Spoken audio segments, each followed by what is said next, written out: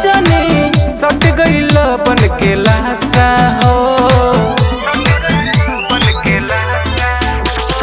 मन हुलियाता कुछ ना बुझाता, खाए के खोजे काटा हो। बात नहीं बुझन बिगड़ गइल सुजने सट गइल बन के लाशा हो। जाल में तू हमके फंसवला हो, जाल में तू हमके फंसवला हो।